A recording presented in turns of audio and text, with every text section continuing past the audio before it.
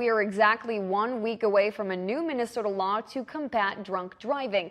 It's almost been a year after a man with multiple DWIs plowed through an outdoor patio in the metro while drunk, killing 2 and hurting 9 people. ABC 6 News reporter Chandler Jackson joins us now live from our newsroom to break down this new law and explain how local officials feel about these changes. And Chandler, what can you tell us? Well, Maisie, the changes we're talking about are specifically geared towards repeat offenders, those with multiple DWIs in their history. A part of it will keep people from driving drunk, and the rest makes even older offenses stay relevant. We're no strangers to drunk driving around here. In fact, lately it's become a more prevalent problem than ever. It could also be a lot more officers paying closer attention to the DUI enforcement. But our numbers, I believe, had actually doubled last year from what previous years have been. Olmsted County overall has spiked as well. In 2023, there were just over 700 arrests for DWIs and nearly 100 DWI-related crashes in the county.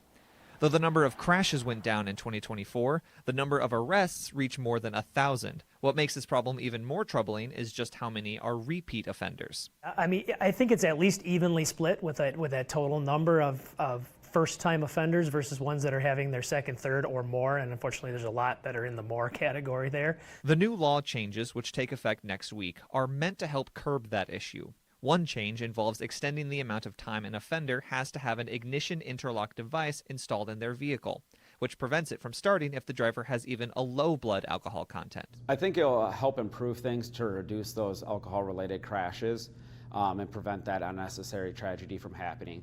The other major change extends how far law enforcement can look back in your history for similar convictions, going from just 10 years to now 20 years.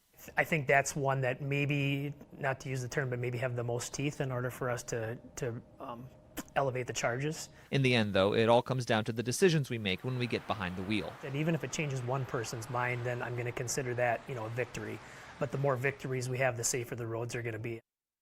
Now, there are some other minor changes, like making it easier to get an interlock device and also extending the time your license is revoked for certain convictions. All of those changes are set to begin next Friday, August 1st. Live in the newsroom, Chandler Jackson, ABC 6 News.